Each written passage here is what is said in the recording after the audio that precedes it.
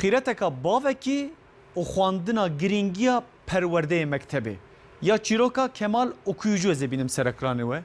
binirin dîmenan da xuyat dikin li gundê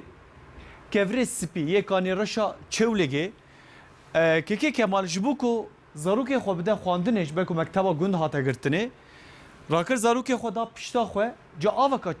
mezin de orada ya çem derbas dibe li wê derê ê dibe zarokê xwe bide xwandinê ji wê avê de çawa derbas bibin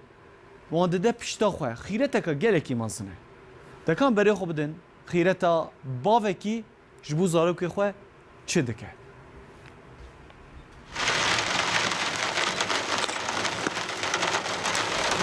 îsal ji ber ku dibistana gundê kevirê spî hat girtin zarokên gund jî mecbûr diçin gundên din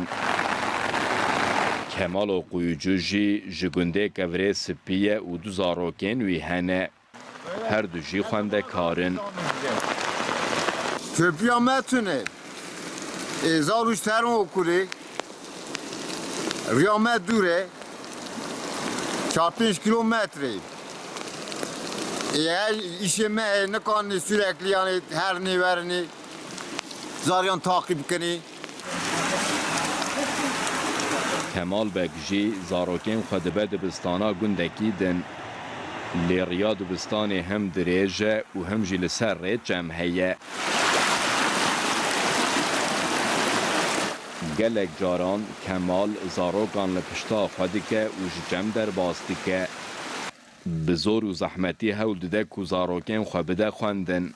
yani sürekli me şüphelini ba devlet mera yardımı ki büyünü mera köprü ki çeyke valla ekseri pıştıkım yani cev çetin hey zorunu kan derbaz mı mecbur gepmiş ki derbaz ki ew dixwazin li ser çem pirek bê çêkirin ku zarok bi rehetî herin mektebê ya rast temaşevanêja bifikirin 300 metre 200 metre zarokê me hene em nikarin wan bivin em xîret nakin lê heqeten jî kekê Kemal maftare divê pirek çêbive divê xwedî li Kemal û wan zarokan derkeve